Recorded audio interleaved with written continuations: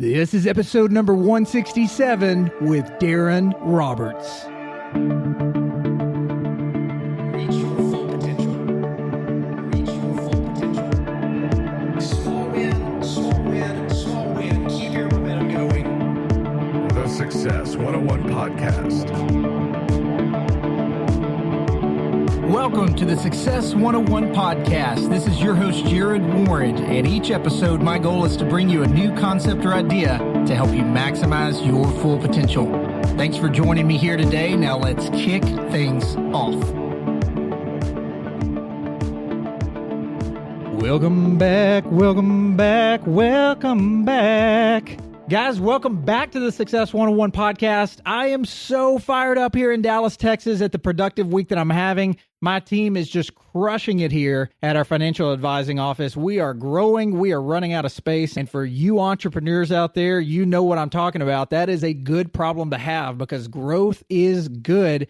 And I've certainly enjoyed the comments coming in from you guys lately. I don't mention this very often, but my team encouraged me this week to shoot a message out to you guys about reviews for the Success 101 podcast. Now, you don't necessarily have to write a review unless you've got some great things to tell me, which by all means, please go ahead.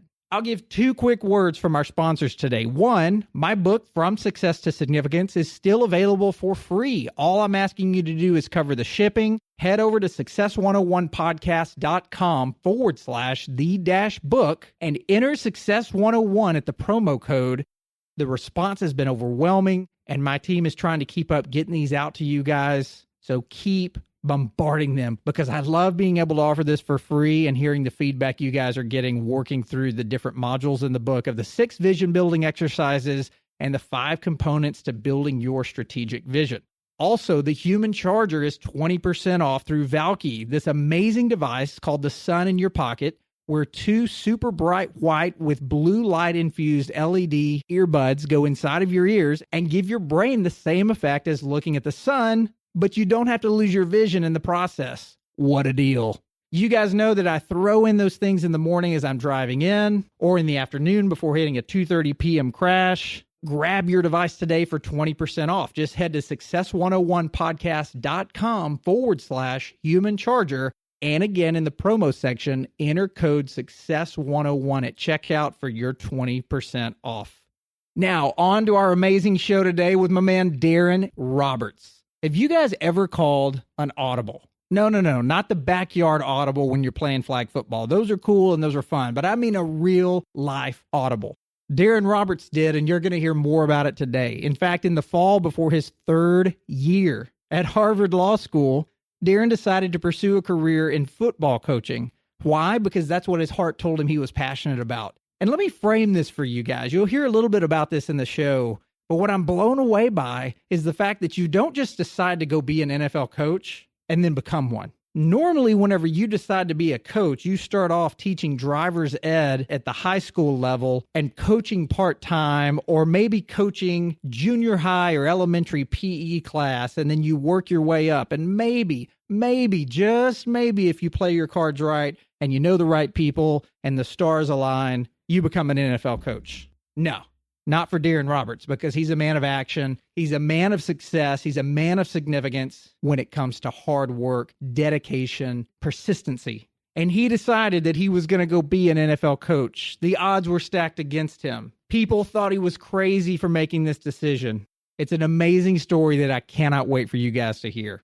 Today, Darren serves as the founding director of the Center for Sports Leadership and Innovation at the University of Texas. Darren also went on to develop a course, a game plan for winning at life, that is taught to incoming freshmen, student athletes, and each academic year he teaches nearly 300 students. So without any further delay, it is my absolute honor to bring you the story of Darren Roberts here on the Success 101 podcast.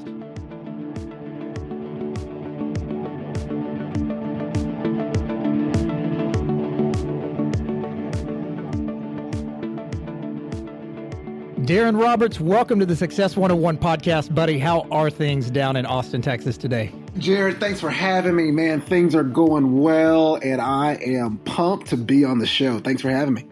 Man, that's awesome. I got to do one thing, though, here before we start. couldn't have a Longhorn on without playing the Aggie War Hymn, right?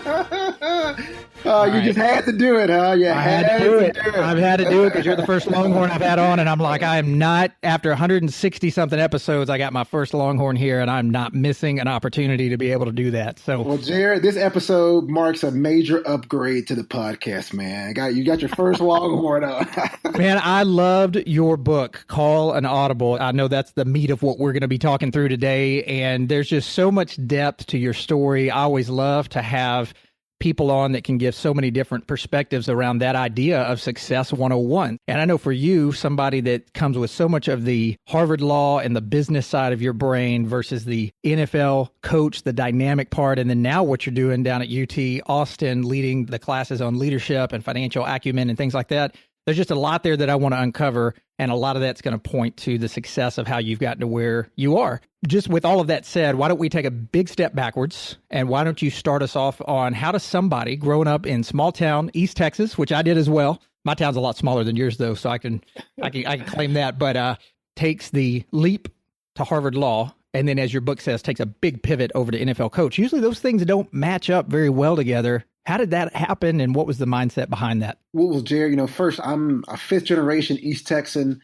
My dad took out a map of Panola County, which is where he grew up, and it was an 1870 census type of map, and it had a plot of land, 153 acres, that was owned by Bill Roberts, which is my grandfather. And to this day, we have no clue how a black man in East Texas got 153 acres, 5 years removed from the Civil War. But we knew he must have been hustling somehow, some way, and he Wow.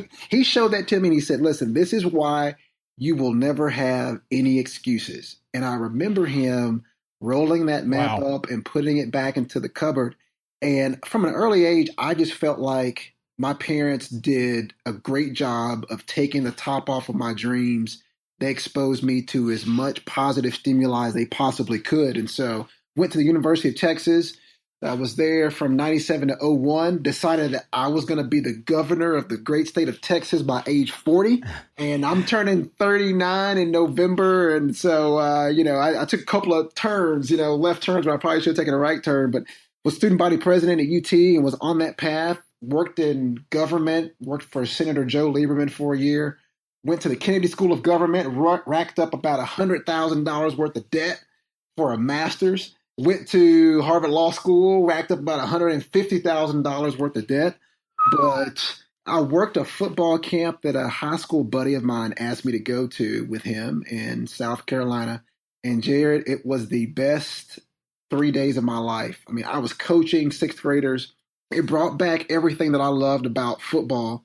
And I wasn't a great athlete, but I just love the way that sport in particular brings guys together who would normally never be friends. And I decided I wanted to be a football coach. So wrote a letter to 32 teams in the NFL and got rejected from 31 of them. And I either got a rejection or just no response. But Herm Edwards, Kansas City Chiefs, gave me a shot in 2007 as a training camp intern. And Jared, that's how it started.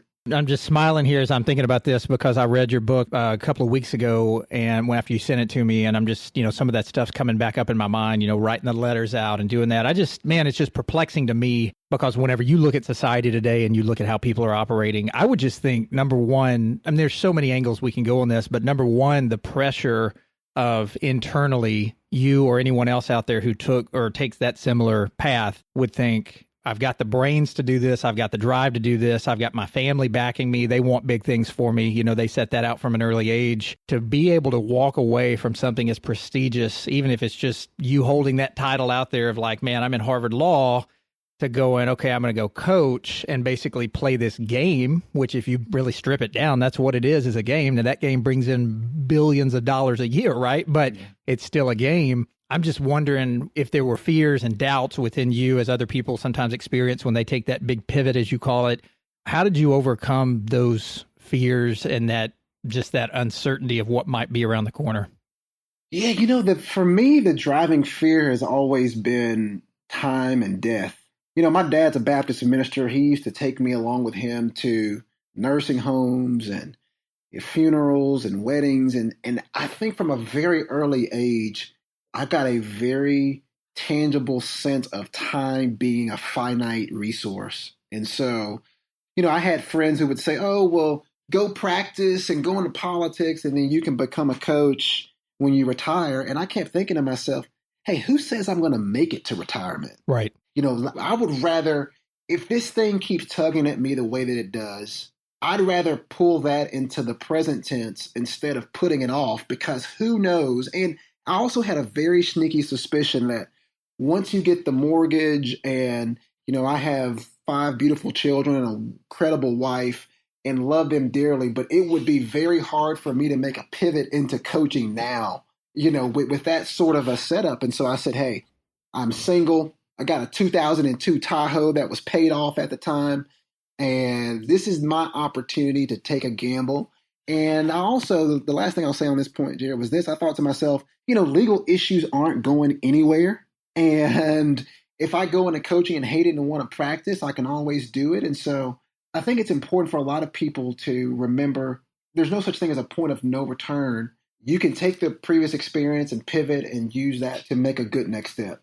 Man, that's a big lesson for a lot of people out there who are probably driving around or working out, whatever, listening to this and feeling a little bit stuck, but feeling the pressure of, man, I can't go do that. I can't go change. I'm far enough into this thing or that thing that there's no way I could go do this other thing, but it's always tugging at them. But some of them do it and they're just knocking the cover off the ball and they wish they'd done it earlier, but it doesn't mean that they can't do it. And so same thing with you. You pursued that passion. You understood that time was just so finite, even at an early age, which most people don't get.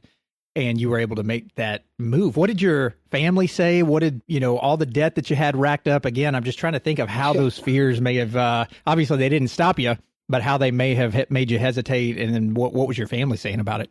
My mom and dad were very supportive. They obviously walked me through all of the logistics, and the deal in our family was that they were going to pay for undergrad and that I would pay for grad and law school. And so the loans for my master's and my law degrees were in my name. But they also, I have to really give them a ton of credit because they made me feel very comfortable with my decision. And, as we talked about it, you kind of realize too that that's the reason why I wanted to go to a place like Harvard Law. I mean, a lot of people will go to these kinds of schools and think, okay, now that I've gone here, that means that I can only do this. I thought, well, this is going to open me up to being able to do whatever I want. And so, yeah, they were supportive. I had some friends who thought I was crazy.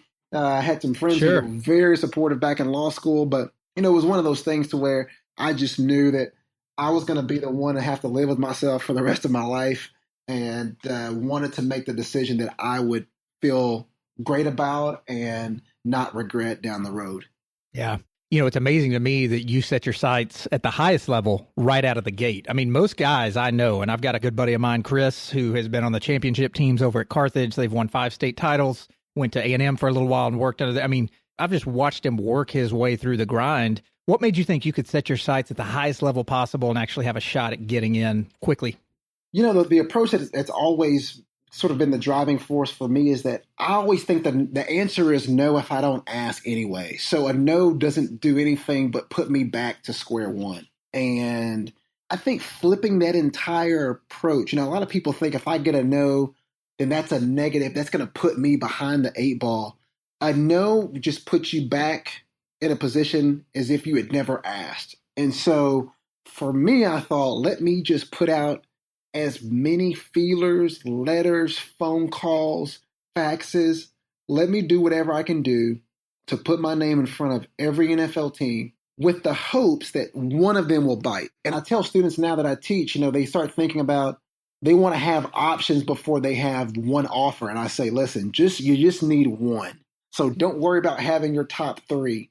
You cast a wide net, and if you get one, then you're in a good position. I've never heard it put that way before, or at least not exactly like that. Getting a no really puts you in no different of a spot than if you'd never asked. That's awesome. Yeah, if you can get over kind of the shot to your psyche, Jared, I know it's tough, and I don't mean to minimize it for listeners. I know it's tough to hear someone tell you no, or, we don't have any positions for you. But if you just remember that had you not asked, that's exactly what your response would be.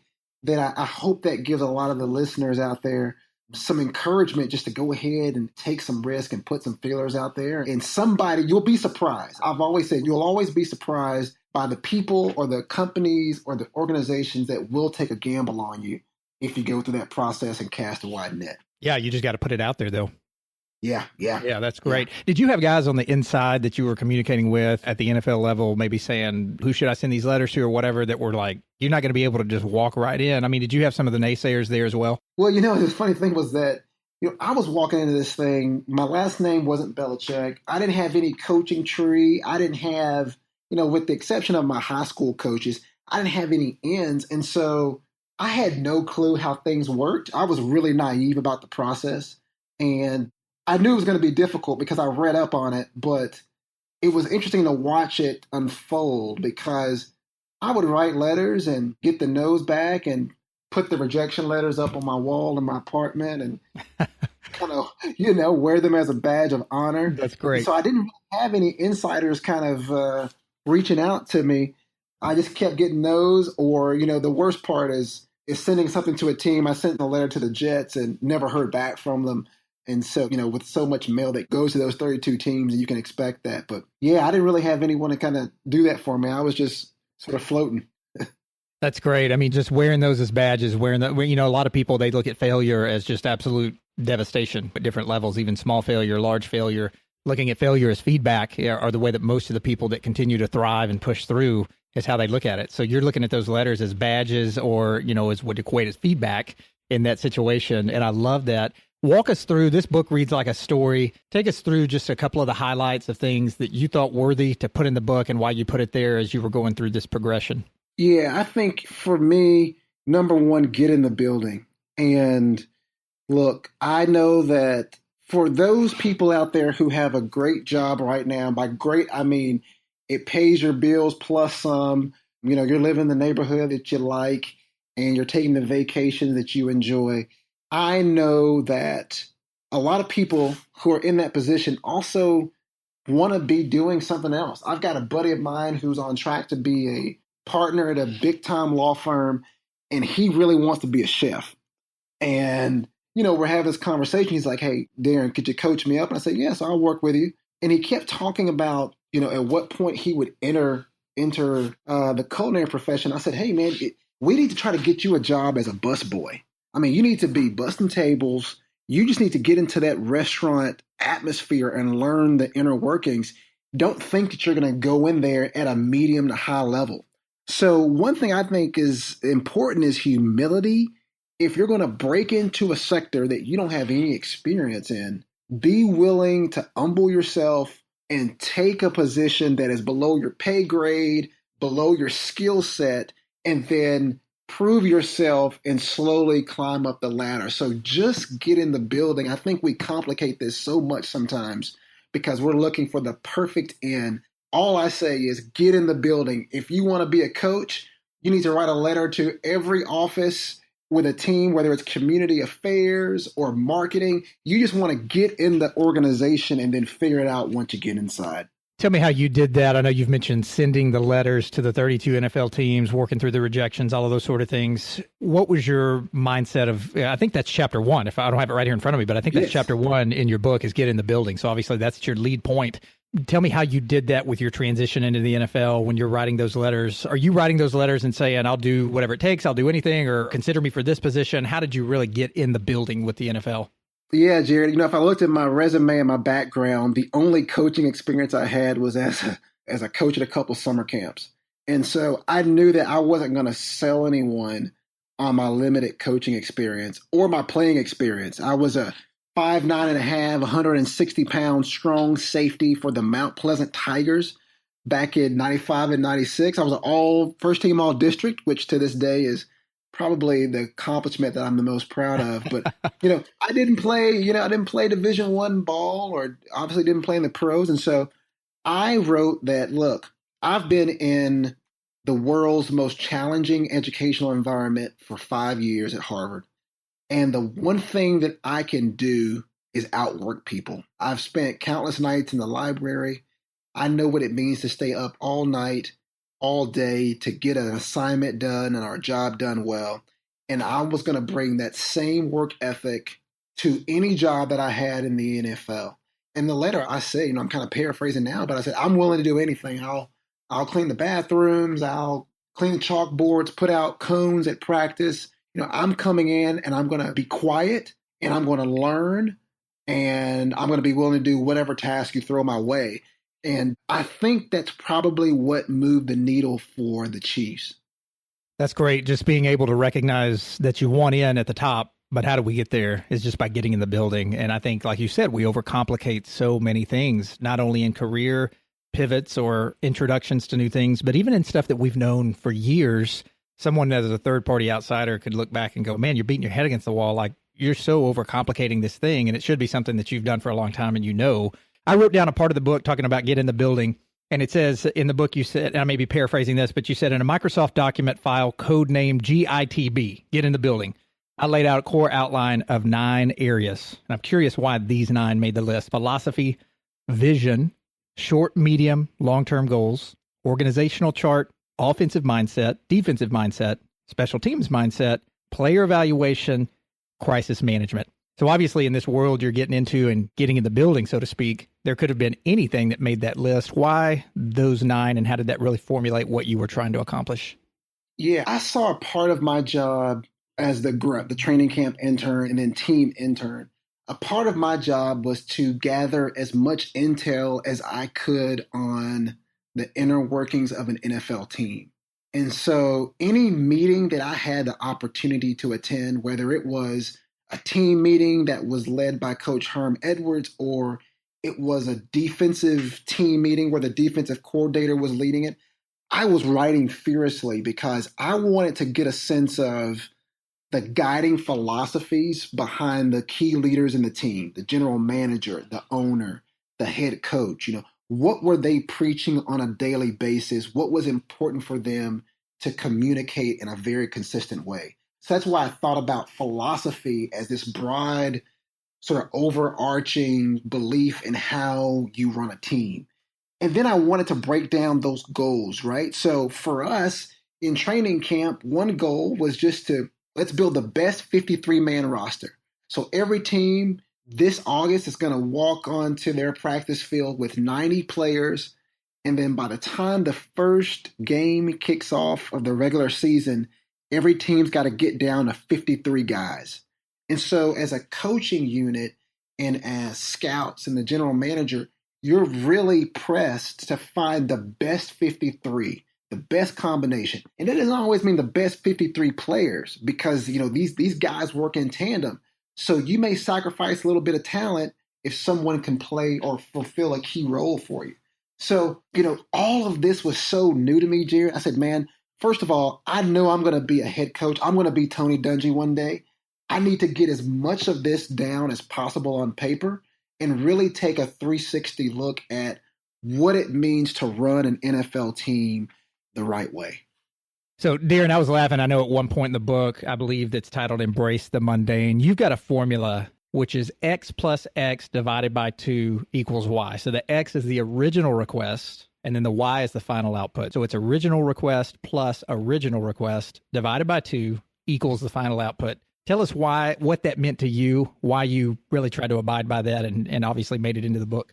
Yeah, for me, it's interesting. I think a lot of people get assignments, they get jobs, and they are content with doing the bare minimum. And so for me, really, I thought to myself, the only way someone's going to recognize me, and Jared, you got to know that I walked around that building half of the time and coaches were looking at me like, who is this, lawyer wannabe coach walking around the office? And I would ask people for jobs every day, poke my head into the special teams coach. Hey, coach, you need help with anything? No. All right. Just, I'll be back tomorrow. And I said, when I get an assignment, I'm going to make sure that I always give myself a little bit of buffer room. So if you need me to make 60 copies, I'm going to come back with extras because I don't want to be the guy that walks in and you thought you needed 60, but you really need 70 and I'm empty handed. And so I think that's just something that whether you're going into coaching, you want to break into investment banking or journalism or real estate, whatever it is, you need to always aim to beat the expectation rather than meet them. And, we're not at a level, and the folks who are listening to the Success 101 podcast, no one's aiming for mediocrity. So putting yourself in a zone where you're going to always exceed the expectation has got to be a key part of your philosophy. That's great. Just that forward thinking about how can we really be the best versions of ourselves and doing that, going the extra mile. And I loved it whenever I read that in the book because I thought, man, how many more things in life could we apply that same formula to, even if it's different parameters of the equation, to where we're better prepared to tackle anything versus being empty-handed. Yeah. As you mentioned. Later on in the book, you work your way up, you go through a lot of different adversities. Like you said, people are looking at you probably like, who is this guy? But at some point, you finally got on the payroll. Walk us through that moment and tell us what that meant to you. Yeah, so I go through the season, and I had one of those up and down roller coaster type of experiences where I thought I was going to be able to fly with the team to the first game, and that didn't happen. And so I had to buy a Southwest flight and get to Houston for the opener on my own. But I persevered until the end of the season, and we didn't do well at all. And Black Monday is the day after the final day of regular season games in the NFL. And this is the time when coaches get fired. And so I watched as many of our offensive coaches, walked into our head coach's office and walked out and was asked to leave the building. And they were packing up boxes. And so the secretary asked me to go to Coach Edwards' office, and I walked into the head coach's office, and I'm thinking to myself, I said, Jared, I guess I can't be fired, right? I mean, I hadn't signed a piece of paper since I was in Kansas City. Yeah, that's the good part about that whole deal. You can't be fired. I can't be fired. I was never hired. I was kind of just around. And he said, hey, Darren, sit down. He said, hey, listen, just want to tell you that we really appreciate all of your contributions. And so I'm getting scared now. I'm thinking to myself, I'm going to have to go back home and figure something out and tell people that I got fired from an internship. And was this Herm? Was this Herm Edwards? This is Herm. Yeah, this is her head coach. And he had a straight face. And I'm sitting there saying, yes, sir, yes, sir, yes, sir. And then he slides a piece of paper across the desk and says, welcome to the NFL. And wow. It was a coaching contract. And listen, I didn't hesitate. As a trained lawyer, this is the only time that I never read a single word in a contract. As a financial advisor, I work with a lot of attorneys. I work a lot both in Houston, Dallas, and all over in the legal field. And I'll tell you, nobody reads more of the fine print than they do, of course. Yes. So especially for you to say that, I know what that means. I know what that means. Especially when it applies to you, right? I sat there and I thought to myself, I don't want to give the head coach any time to rethink, revisit, take this offer off the table. I signed my name and gave it to him, and I walked out and into the bathroom and cried like a baby. And wow. It was just for me, and even thinking about it now, it kind of gives me the chills because I had worked. I was sleeping at the office most nights. I was getting barbecued for defensive linemen. I was taking guys to the airport and picking up cones, and it was just such an affirmation of all that hard work. And something that I did not expect at all. I thought I would have to volunteer for another year just to get a serious look. And so that was the beginning, and I was on my way after that first contract. You've got a point in the book that I loved as well. I'd love for you to expand on it, but it said, give yourself a chance to be disappointed. Keep taking gambles. You only have to be right once. And it's got Mark Cuban's name out there. Why was that one of your main pivot points? I think that we just complicate things, and it's a human tendency for us. We complicate the process so much. We already, before we have offers, before we have opportunities, we're already thinking through what people may say 10, 15 steps down the road. And my thing is just to keep it so simple. And you just need one yes. Get that yes, work your butt off, and then get the next yes. And then work your butt off and get the next yes, right? I think that's whether it's a startup or whether it's a restaurant or you're writing a book, you just got to get through one page, all right? And let's get a chapter. And just keep going and don't get ahead of yourself and think about, okay, what does the closing have to be? Or what's this thing going to go for in the IPO? No, just build something that people want, take it one step at a time, and everything else falls in place. Yeah, and I think that really flies in the face of what most business people or people in any role that are trying to excel to higher levels today, the way the mind works is to avoid pain. for you to say, give yourself a chance to be disappointed, really a lot of people wouldn't even understand that unless they went down the track that you have been down. Yeah, and I'm doing some research here at UT because I'm trying to put some data behind this, but I have had a hypothesis that the more you put yourself through situations for rejection. So I have, in one of the classes that I teach, I have a failure management part of the syllabus where I put my students through rejection challenges. So they have to go with a partner to Starbucks and ask for a free drink, or they have to go to the track and challenge someone to a race. And so I'm trying to put them in positions where they're going to get told no. And over time, I want to build up this immunity to where you look back and you say, you know what? I didn't get that latte at Starbucks, but I'm still alive. It's okay, right? Hey, I may have written that letter to the Google office here in Austin, and I didn't get the internship, but I'm still breathing. Things are okay. So I just think that the more you can put yourself in a position to be rejected and to get no, the more likely you are to take the more risk that you need to put yourself in a position to be successful. And that's great. Most people would say, give yourself a chance to succeed. You're saying, give yourself a chance to be disappointed. I love that. Who was the most influential, you may not be able to break it down to one, but who was the most influential mentor or partner you had in the NFL showing you the ropes? I have to go back to Gunther Cunningham was the defensive coordinator. He was one of the longest serving coaches in the NFL, had been the head coach of the Chiefs. And he really showed me the ropes. I think it's important, and people talk about mentors.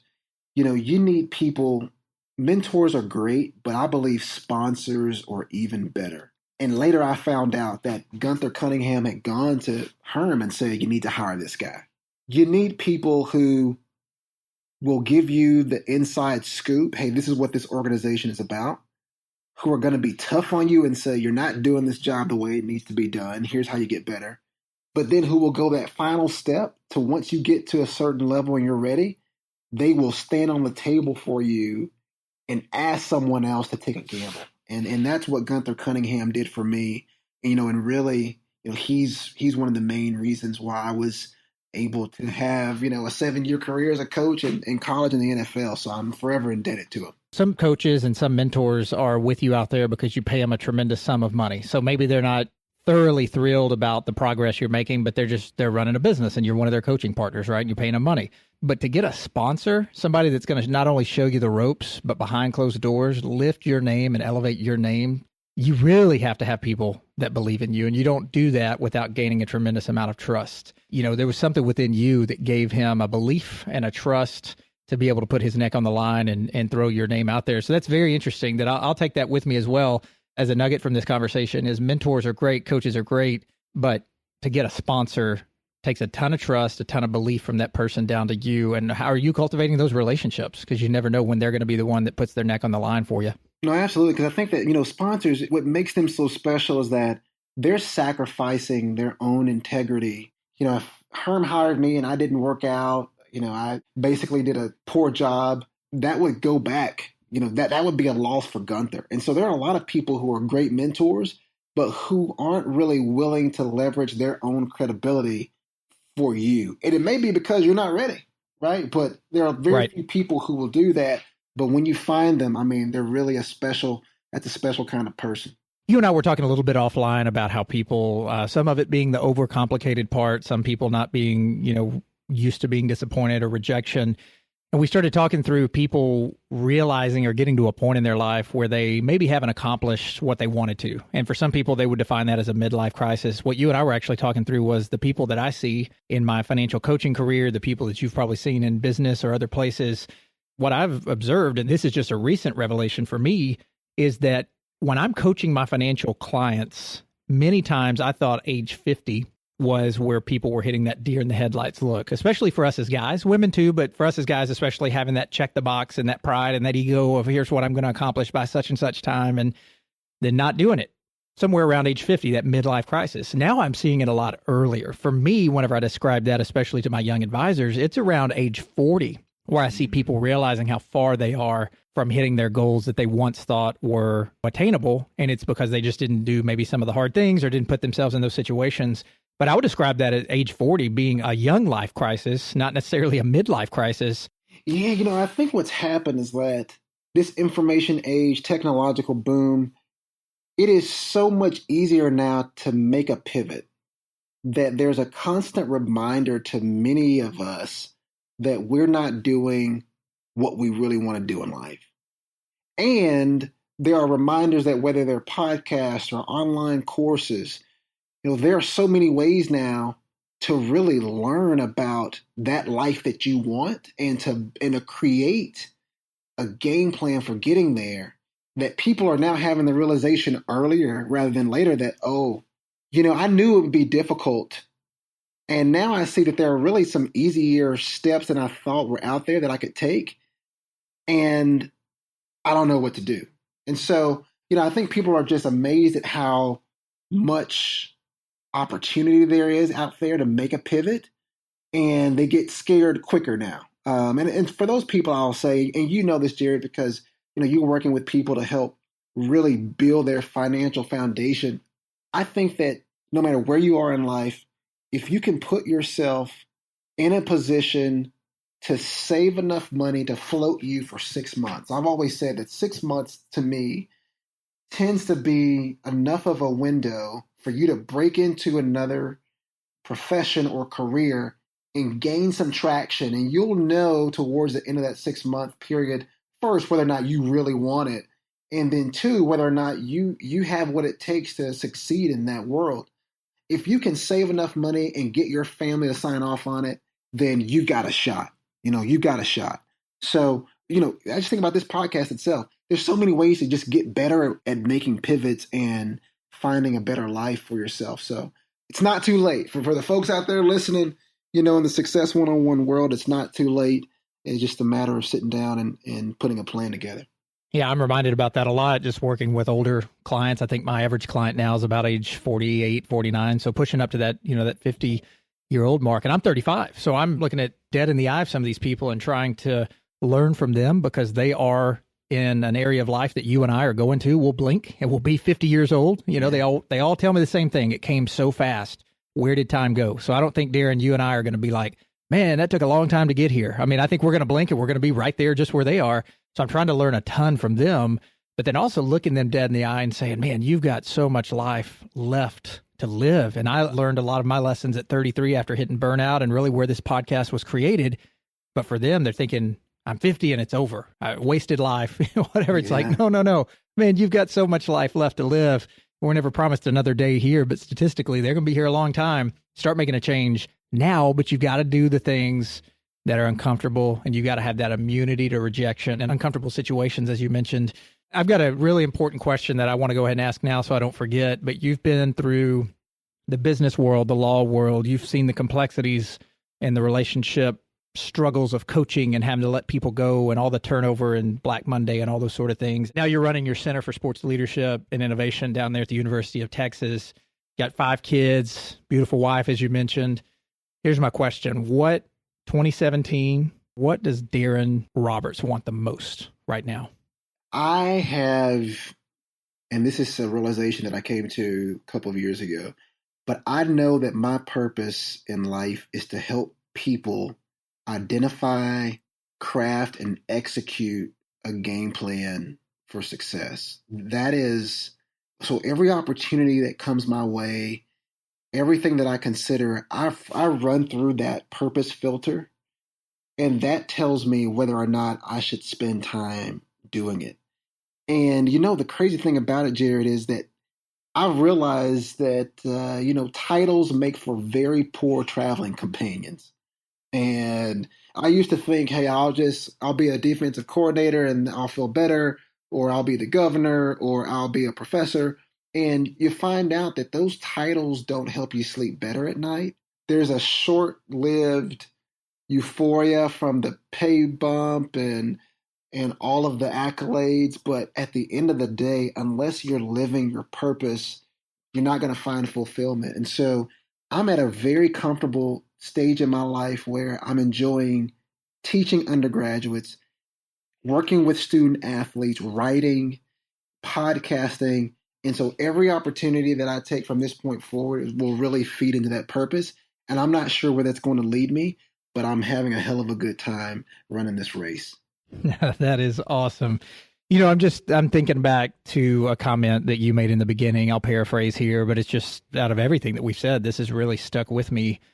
When your dad unrolled that map and told you about your great great grandfather and what he had accomplished and said, you know, basically this leaves you with no excuses. It's amazing how much the sponsors in our lives, which you could put our parents there, you know, as well, just really create a vision for us early on. So you've got 5 kids, ages what to what? What's the youngest to the oldest?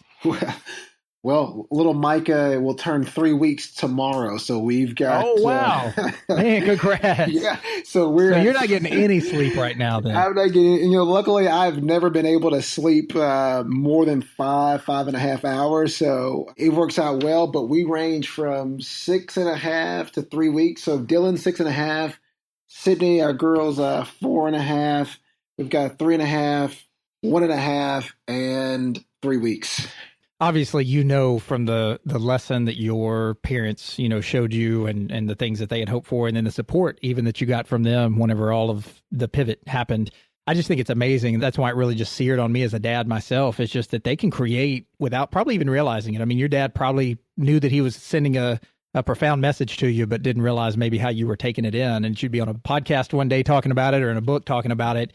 But it's just such an awesome role we have as fathers to take every moment, whether we think they're really understanding it fully or not, and really create that vision. Because I'm just thinking if you didn't have that as a future passing down from father to your dad and then now to you, you know, all of those people in some way have shaped who you are today. And it's just always such a great reminder. There's things we have to do to pull our bootstraps up and really go make things happen. But it's all that framing that comes with earlier in life, the mentors and the sponsors that we have. I just think that's such a great takeaway from this is just as a father, what are you already doing to really help build your children's future that you don't even see or they don't even see yet? I think that's great.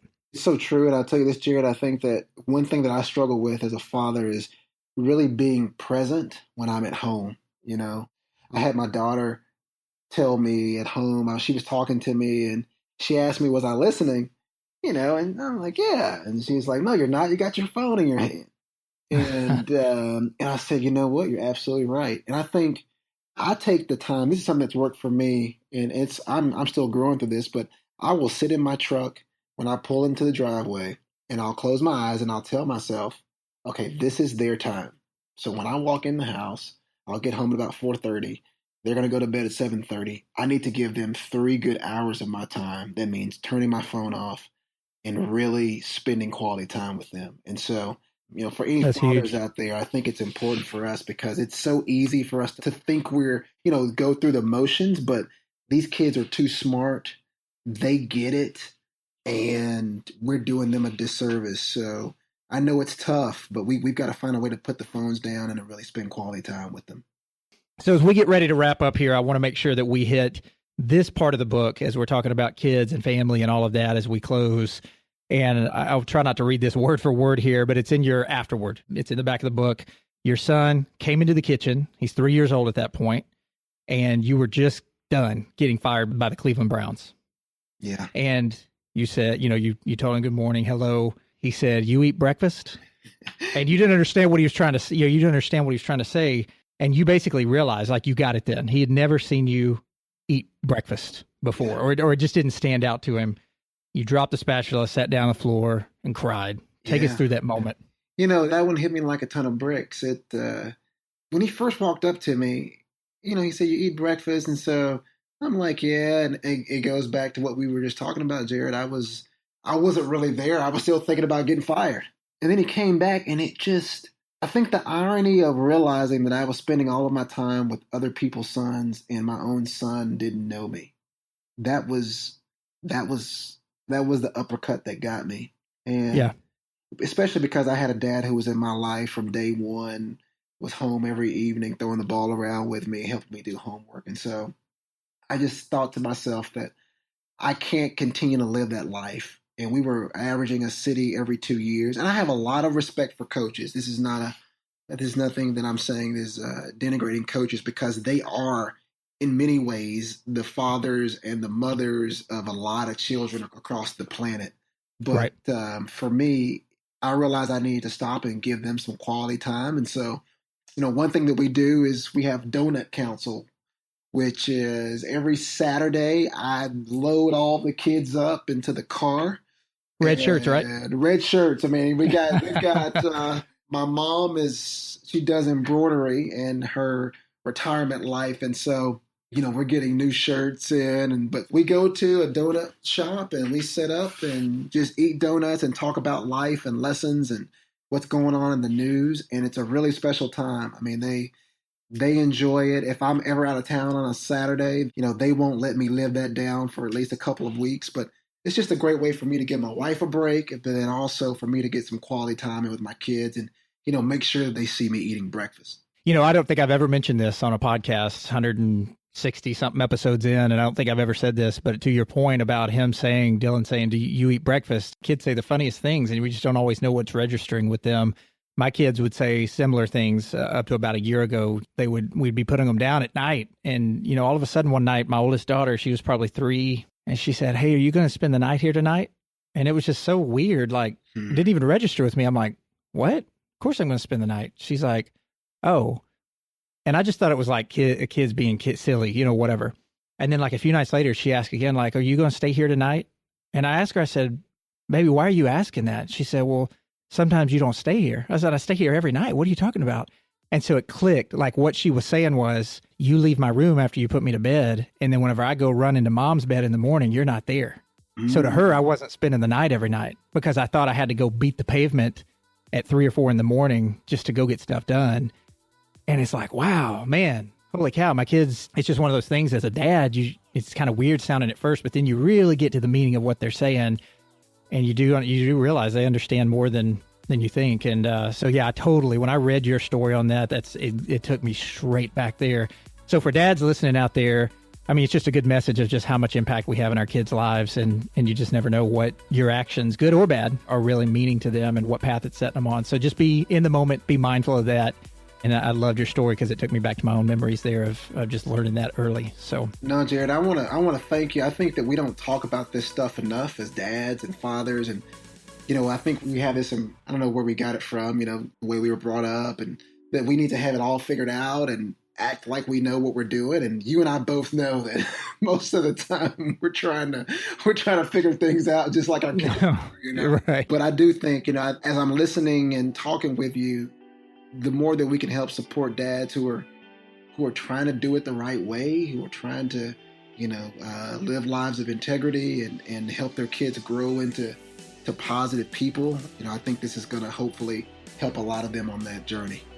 Yeah, that is great. Darren, thanks so much for your time. You blessed me here today, and so much of your message is about more than just the book, and that's why I wanted to get you on and really pick your brain on this. So we wish you the utmost continued success and on to significance in everything that you'll do. And I know that you're going to create that path for your kids just as your parents did, and that's a great thing. So guys, the book is called Call an Audible: Let My Pivot from Harvard Law to NFL Coach Inspire Your Transition. Darren Roberts, where can we steer more traffic your way in the world of email, social media, online presence? Where can people really connect with you who hear this message? Thanks so much, Jared. I am at Coach DKR, and that is on Twitter and Snapchat and Instagram. I upload an inspirational video Monday through Friday on Instagram and Facebook, so you can find me on those media at Coach DKR. And then sign up for my leadership newsletter, sending out once a week. You can go to CoachDKR.com. But would love to connect with the Success 101 family. Really love the content that you're pushing out, Jared, and I appreciate you for having me on. Absolutely. And you guys know who are listening in, if you're faithful listeners, I don't just endorse anything. I test everything, and sometimes I'm hard-headed and I have to keep testing until I finally realize it's great to put out, and I should have done it long ago. But this book is a no-brainer. Call an Audible. You guys go get your hands on it. Thanks so much, Darren, for your copy, and I enjoyed going through every bit of it. And it's a fun book to read through. It's a good story, but it's also so many lessons in there, and your pivot points just taught me a lot. So thank you so much, and we wish you the best. Thank you, Jared. Take care, buddy. Bye-bye. Bye-bye.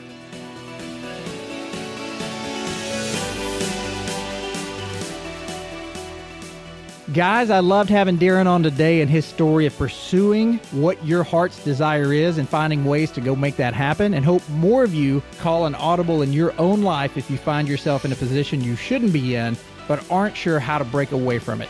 If you guys would like to connect with my team and I, the best way to do that is by email at info@success101podcast.com or in the world of social media on the Success 101 Podcast Facebook page or Instagram under the name @Success 101 Podcast. I hope you guys keep sending in your thoughts and comments and keep rocking 2017 toward higher levels of peak performance and maximum potential. And I'll catch you guys on the next awesome episode of the Success 101 Podcast. Until then.